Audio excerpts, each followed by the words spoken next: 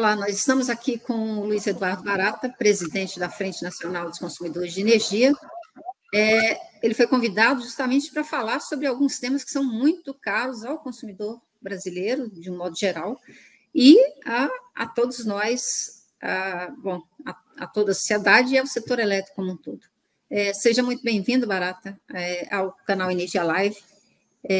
E vamos lá, eu já começaria com você, já engataria uma pergunta aí de cara, tá? Desde o ano passado, pelo menos, sei lá, tem uns 2 anos, no mínimo, que a Frente tem atuado de forma bastante enfática, né? No combate a várias propostas que têm surgido de forma recorrente no Congresso Nacional e que acabam gerando custos adicionais para o consumidor. Eu queria que você comentasse falasse um pouco dessa luta e fizesse um balanço do que foi, do que a Frente conseguiu avançar até agora no combate a essas tentativas, né? Bom, boa tarde, Sueli, obrigado pela oportunidade. Veja, na verdade, a Frente ela se constituiu em agosto de 2022. Então, nós estamos pouco mais de 2 anos de existência, e um dos objetivos da Frente, né, era e é justamente assumir um papel de protagonista na defesa dos interesses do consumidor brasileiro, consumidor de energia elétrica do Brasil, em termos de termos uma energia que seja barata, mas que também seja limpa e que seja sustentável.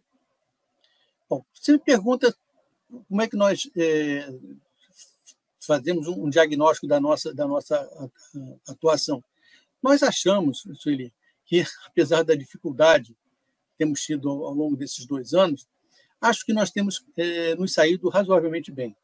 E grande parte digamos assim, dessa atuação ela deve ser creditada à imprensa especializada, a imprensa, como o próprio exemplo do canal Energia, que tem acatado os nossos comentários, tem divulgado e tem dado publicidade aos problemas que afetam o setor e o sistema elétrico brasileiro.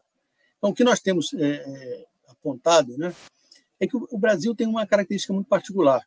Ele tem uma matriz de produção de energia que é limpa e que é também barata, porque nós temos fontes hidrelétricas e, mais recentemente, incorporamos na nossa matriz as energias eólicas e solares.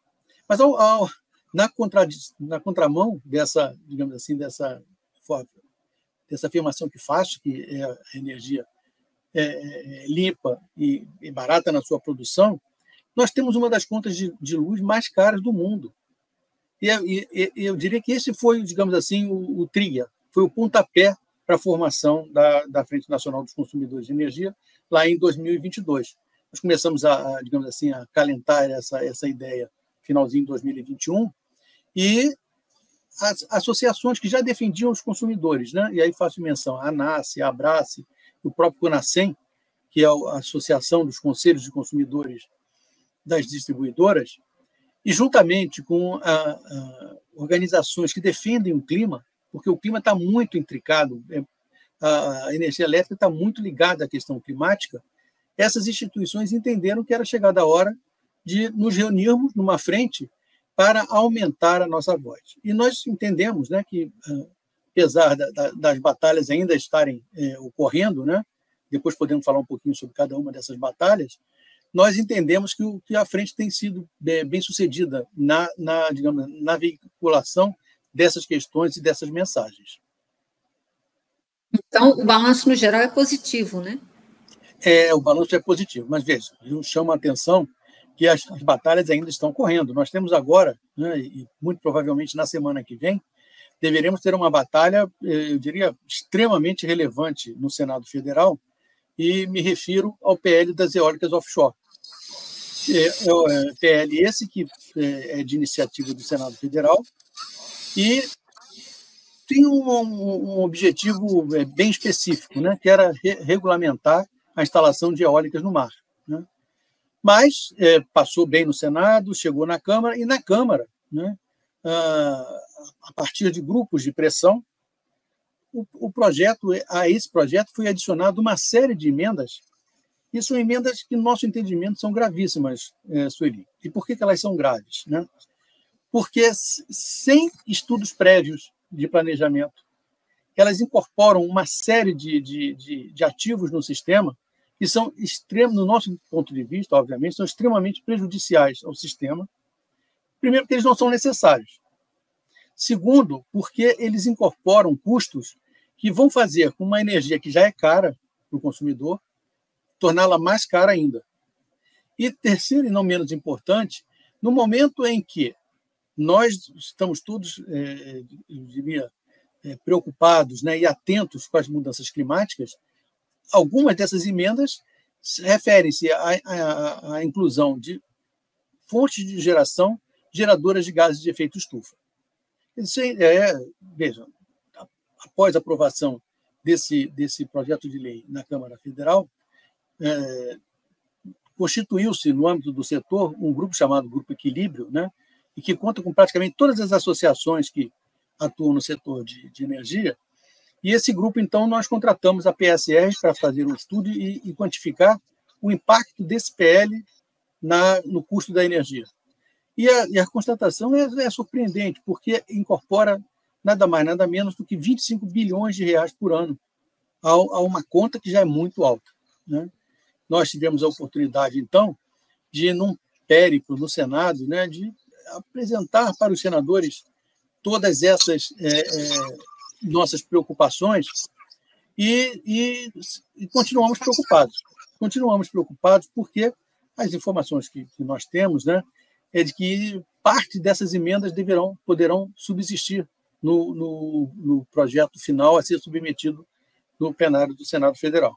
Então, nós entendemos que seria absolutamente temerário, né, e faço referência, em particular, ao comando para a instalação de 4,2 gigawatts de térmicas a gás natural inflexíveis. Então, não é que nós achemos que não devemos ter térmicas a gás natural. Não, a gente até precisa de térmicas a gás natural, mas precisamos delas flexíveis. Elas inflexíveis são prejudiciais ao sistema. E mais, para nós ainda mais surpreendente, é a emenda que prorroga até 2050 subsídios para a geração a carvão mineral. É a fonte maior emissão de gases de efeito estufa. Então, no momento em que o mundo se prepara para a COP29 em Baku, né, a nossa preocupação é que o Brasil passe um papel até vergonhoso, porque vai chegar lá em Baku e vai, com um discurso, né, de defensor das medidas para a contenção das mudanças climáticas, aqui no Brasil tendo aprovado um projeto que é um agressor ao meio ambiente.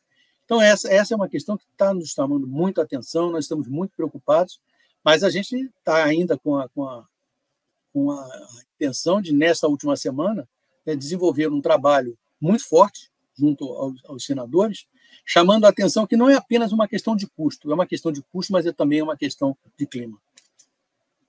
Certo. Quer dizer, há a possibilidade real de que essa proposta entre semana que vem. Eu estou te perguntando porque uma outra proposta que é importante para o setor, que é a do mercado de carbono, já ficou também para a semana que vem, né? Com relação a essa, não existem esses questionamentos, mas esse PL das eólicas offshore realmente eu diria que é muito, mas é muito preocupante, Sueli. Porque aí diz assim, mas é só uma coisa isolada. Não é uma coisa isolada. Né? Na verdade, esse é um movimento continuado, né? Que vem até antes da Constituição da Frente, iniciativas no Parlamento, né? Principalmente na Câmara, mais até do que no Senado Federal, iniciativas na Câmara de inclusão de emendas, muitas vezes completamente alheia ao objeto do projeto de lei ou da medida provisória, em que se colocam no sistema coisas que o sistema não precisa. Né? Então, essa que é a questão toda. Só complementando a respeito desse PL, recentemente o ONS, no seu estudo, né, do plano quinquenal energético, o operador nacional recomenda que não se instale nenhuma fonte inflexível nos próximos 5 anos, porque nós já temos tem muita fonte já inflexível. E se botar mais fontes inflexíveis, vai ter que botar mais aquelas fontes que podem ser cortadas, né? E aí me refiro à eólica, solar e também à hidroeletricidade. Qual é a posição da frente, Barata, de um modo geral, em relação à questão, aos incentivos previstos nos projetos da chamada pauta verde, né? Você tem hidrogênio de baixo carbono, você tem o PATEM, que é o que cria aquela política de transição energética, né? Combustível do futuro, etc. Assim, tem inclusive esses incentivos que beneficiam a indústria, né? E a indústria, os consumidores industriais estão dentro da própria frente, né? Como é que ficou a posição da frente em relação a isso, essa questão? Veja, nós entendemos, né, que a indústria brasileira precisa se recuperar. É bom para o Brasil, é bom para o consumidor de energia elétrica e bom para o brasileiro que a indústria se recupere. O que nós temos preocupação, infelizmente isso não está acontecendo, né, é que nesse processo de transição energética, mais custos caiam na conta dos consumidores. Essa que é a nossa preocupação. O que nós temos visto ao redor do mundo é que, quando há subsídios, né, para a transição energética, esses subsídios eles vêm naturalmente dos tesouros nacionais. Aqui no Brasil, e isso vem de muito tempo, não é uma coisa de agora, né, isso vem desde o início do século, desse século que estamos, convencionou-se que tudo que precisa ser posto a mais vai cair na conta de energia. Veja, o Brasil tem um dos maiores índices mais altos de inadimplência. Os consumidores têm enorme dificuldade em pagar suas contas. Permanentemente, a cada mês, o consumidor ele tem que tomar uma decisão se ele vai pagar a conta de luz, de energia, porque é imprescindível a energia, ou se ele vai ao mercado comprar bens de necessidade. Então, qualquer custo adicional que se ponha, nós somos terminantemente contra. Nós achamos que quer dar subsídio para o hidrogênio, tudo bem, mas que não bote isso na conta do consumidor. Com relação ao hidrogênio, eu acho que é importante sim, mas é importante o hidrogênio ser usado no Brasil e não ser produzido para exportação. Ser usado para a transformação dos nossos produtos em produtos verdes.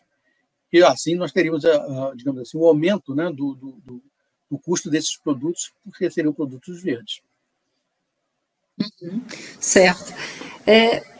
A frente tem atuado também como uma espécie de observatório do setor, né? Assim, a gente mencionou a questão do Congresso Nacional, das críticas que têm sido feitas aos lobbies, mas, de um modo geral, vocês têm se posicionado em relação a outras coisas. Por exemplo, o momento atual da regulação, das agências reguladoras, né? A gente tem um momento de tensão, digamos assim, isso acabou desencadeando uma série de acontecimentos, de mobilizações dentro do Congresso, dentro do próprio Poder Executivo, no sentido de se criar algum tipo de controle que eventualmente prejudique a independência das agências, né? Como é que vocês veem esse momento aí, esse contexto que é bastante delicado?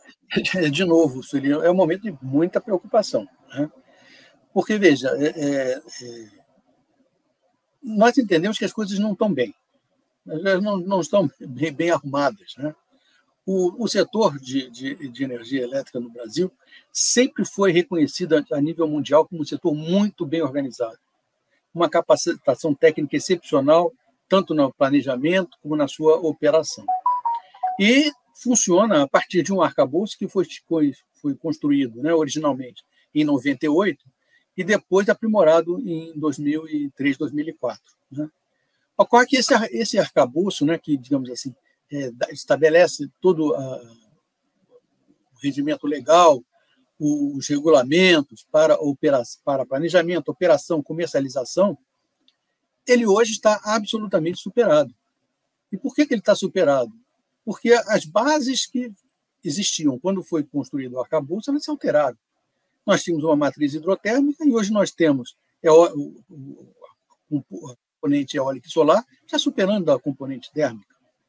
Nós tínhamos um mercado consumidor que era basicamente um mercado regulado, uma pequena participação do mercado livre, ou mercado desregulado. E hoje, o mercado livre cresceu enormemente, foi bom que tenha crescido, e o instrumento da geração distribuída, de novo, mudou completamente a característica do consumo, fazendo com que, muitas vezes, o consumo fosse até bidirecional, né? Então, essa mudança desarrumou o setor todo. Então, o setor hoje, pelo entendimento, e eu tenho a certeza absoluta que a grande maioria do setor compartilha dessa ideia, dessa preocupação comigo, o setor está desarrumado. Então, requer uma rearrumação. E uma rearrumação que seja ampla, geral e restrita, que se olhe tudo. Se olhe tudo. Não é isso que nós temos visto acontecer, Sueli. O que nós temos visto são medidas tópicas, né, para resolver um e outro problema. Quando você faz isso num sistema que é complexo, né, que é todo fechadinho, né, e você mexe num ponto, naturalmente você corre um risco grande de afetar outros pontos. E é o que tem acontecido, né? É o que tem acontecido. Então, nós vimos já há muito tempo, né, pregando a necessidade dessa revisão. Temos escutado do Poder Executivo que o governo vai fazer isso, o governo vai fazer, mas, infelizmente, não fez nada. Eu até confesso, né, que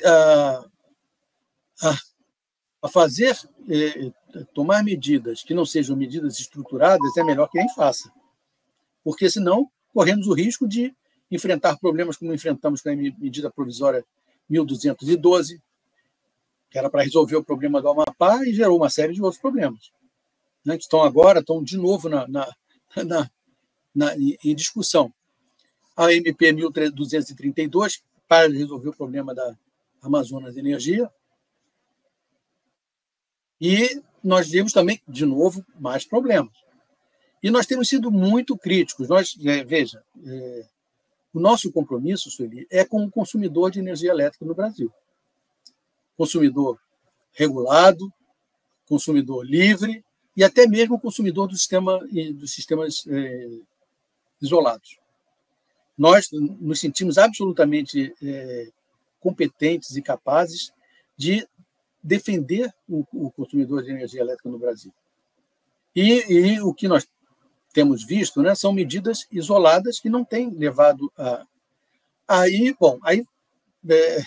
você comenta sobre a questão da regulação.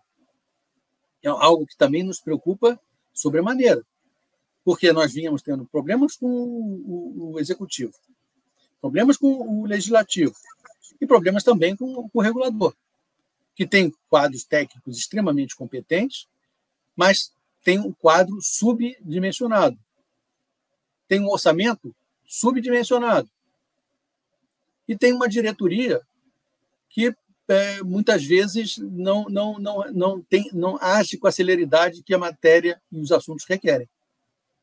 Então, nós temos uma série de questões que estão sem solução, porque o diretor não se sente à vontade para tratar daquela questão, pede vista e o assunto fica sendo, durante muito tempo, sem solução. E aí, quando vai se resolver, foi o caso do atendimento aos consumidores do Amazonas. Já estava na data de vencimento da medida provisória, que propunha uma solução e, no nosso entendimento, gerou mais problemas do que solução. E por que gerou mais problemas? Porque falávamos antes, né, dos, entre aspas, jabutis, que oneravam os consumidores. A medida provisória 1232, a título de resolver o problema do consumidor de energia no Amazonas, trouxe um custo adicional de 14 bilhões para os consumidores do resto do país. Então, veja, é óbvio que a gente quer que todos os consumidores sejam atendidos com energia barata, limpa e sustentável.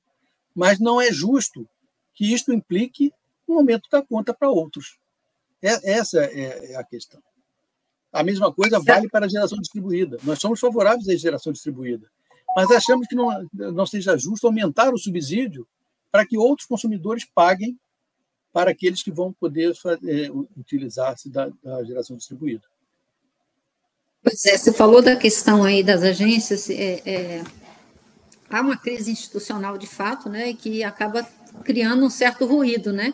E daí a gente viu essa questão aí de como a questão da própria gestão dos eventos climáticos extremos, né? A gente viu que aí reflete a própria gestão de como tratar os eventos climáticos extremos, e há essa crise aí, especificamente envolvendo a Enel São Paulo. Queria que você comentasse um pouco desse ruído todo aí que foi criado, né, em cima dessa questão.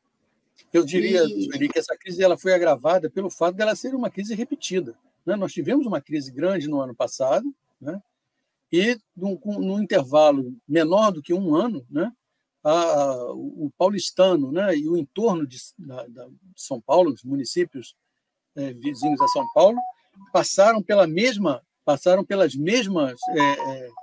situação de dias sem luz. Quer dizer, o que nós entendemos hoje, né, é que o homem hoje ele é um energodependente. Ele precisa da energia elétrica todo o tempo, porque a vida, principalmente na cidade, ela é totalmente dependente da energia elétrica, né?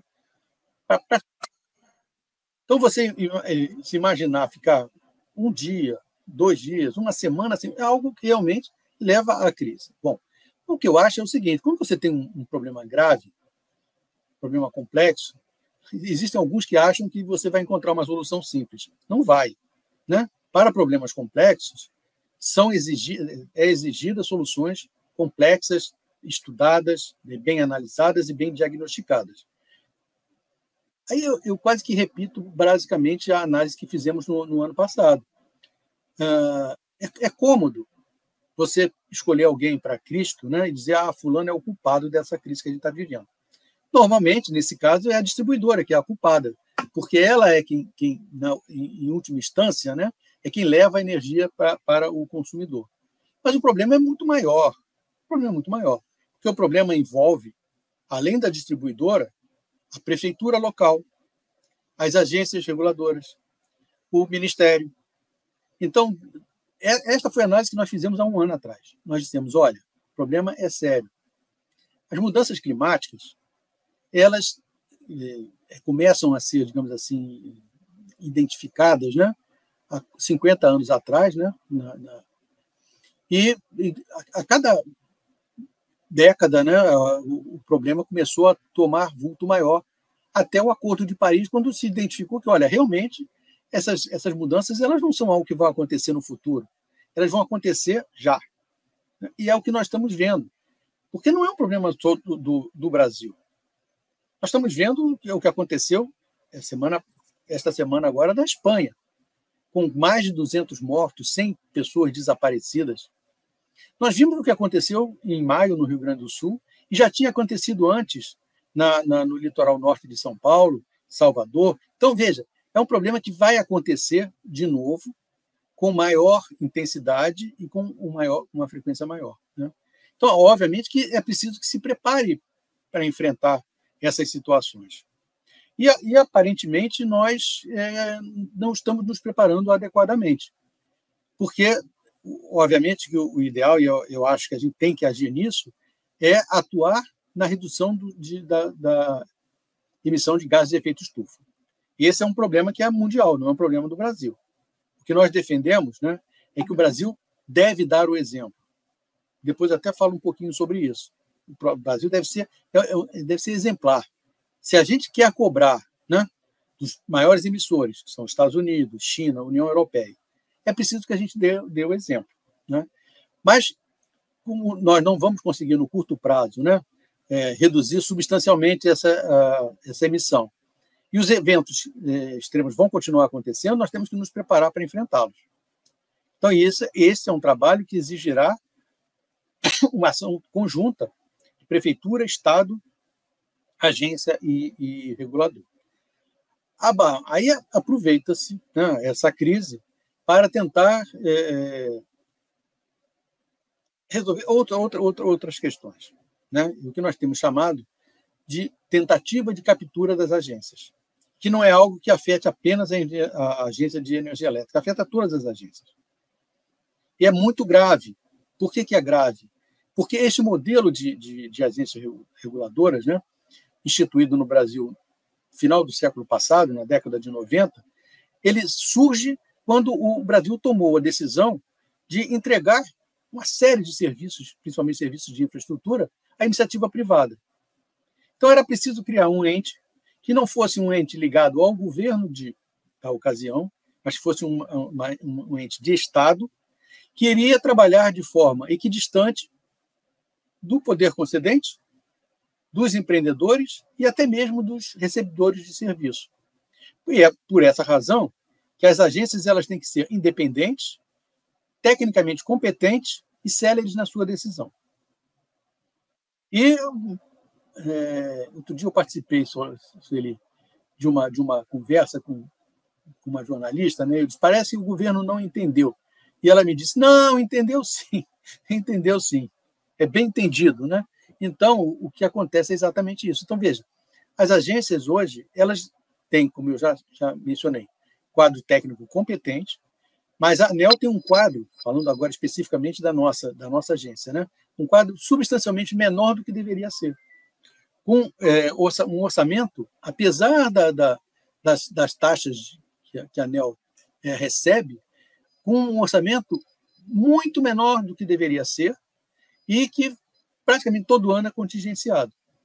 Então, fica difícil cumprir na plenitude aquele papel de fiscalização, né, e também de regulação e tudo mais. Então, é algo que precisa, primeiro, nós estamos trabalhando nisso, existe um grupo grande montado, né, que tem por objetivo defender a independência das agências.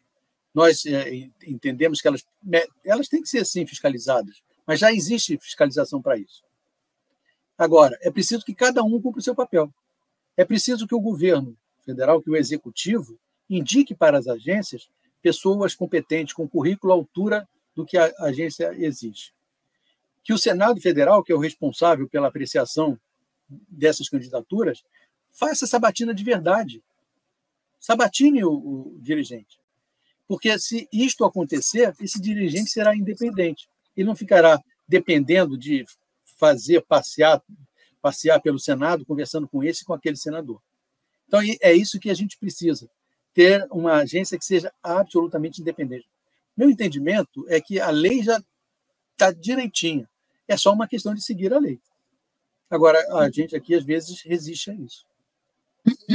No caso aí, quando você tem uma crise institucional, você acha que o consumidor que tem a perder, justamente pela desorganização que se tem, né? Com certeza. O maior afetado é o consumidor. Ele é o consumidor ou porque o serviço é mal prestado, ou porque o custo aumenta. Então, ele é afetado. E é por essa razão que nós entendemos que o conjunto de consumidores tem o direito de se manifestar. E nós queremos ter independência para nos manifestar e para criticar e elogiar quando for necessário elogiar. Então, e é isso que eu acredito de verdade, Sueli, que a frente tem feito. Né? E tem feito com uma boa aceitação da sociedade. Em todos os espaços que nós temos procurado ocupar, nós temos sido muito bem recebidos, porque temos falado com muita clareza, com muita transparência. Na nossa prática, nós só falamos em on. Nós não falamos em off. Nós só falamos em on. Tudo que eu falo para você, eu posso falar no Ministério, posso falar na ANEEL, posso falar na Câmara dos Deputados e no Senado Federal. Então, mas nós nos sentimos com o direito de criticar e de reclamar uma arrumação e um melhor trato, né? Porque a energia ela é, hoje, uma necessidade da sociedade. As cidades se tornaram verticais. Então, prédios com 20 andares. Como é que você vive num prédio de 20 andares sem energia elétrica? Como é que você... nossa, mobile dependência, né, dependente do celular. Sem energia não tem carregamento no celular.